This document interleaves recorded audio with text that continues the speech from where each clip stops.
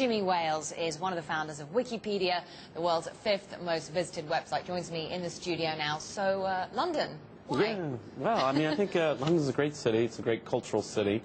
They recently changes to the visa situation, so there's a really nice entrepreneur visa, investor visa that's enabling small startups to come here. And so I think a lot of people in the past from, say, Poland or Czechoslovakia or wherever, you know, they would go to California, and I think a lot of them are now going to come to the UK. Because, you know, when we speak about the center of tech entrepreneurship, it seems as though that is a position that Silicon Valley has very much dominated. Are we seeing signs that this is starting to change? Are we seeing more and more sort of startups? We're absolutely seeing signs. I mean, one of the things that it really does take is a community of geeky people and a community of angel investors. There's a lot of different moving parts and a lot of places around the world who have tried to replicate the success of Silicon Valley, I think, focused on essentials. But I think focusing on core policies, on immigration policy, on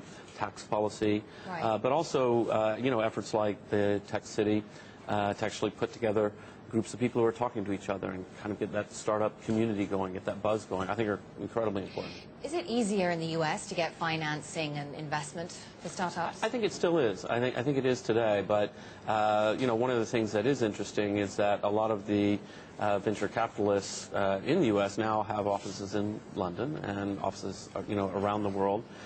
Capital's very mobile these days, and so I think it becomes a lot easier.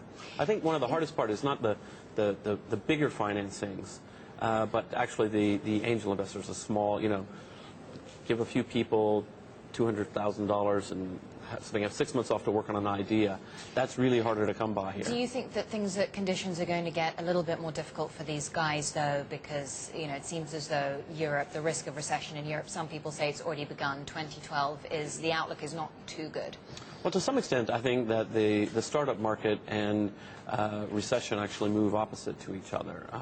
In a recession, a lot of talented people may be out of a job, and so they want to start something themselves.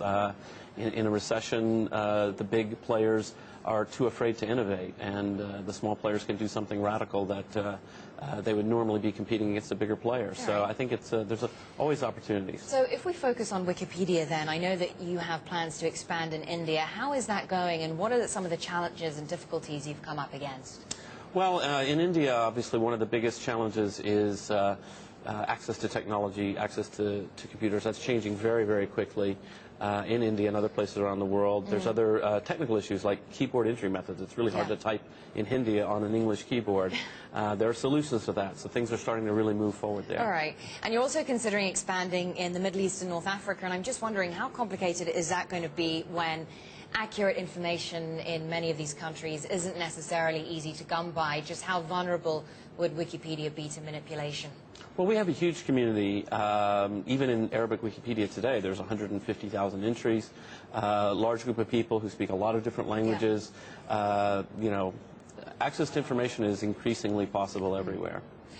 Even in Western countries where you do have greater transparency, Wikipedia has been subjected to vandalism, people with their own agendas, and then also just outright lies. And, you know, information it's not just Wikipedia, it's much of the net, really, information that is factually incorrect.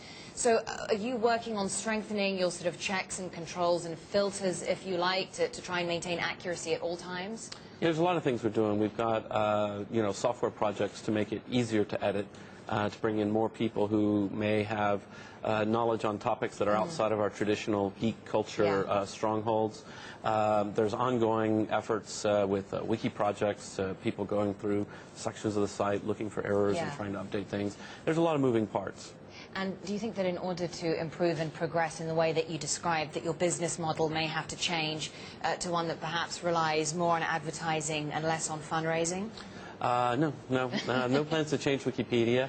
The fundraising model works perfectly well for us. I do have a for-profit company, Wikia.com, where we do rely on advertising, and that works very well there as well. So I think different models for different things are you know, it's always you have to suit the business model to what you're trying to create. Well, really interesting to talk to you. Thanks so much for coming in. Thank you. Jimmy Wales, co-founder of Wikipedia.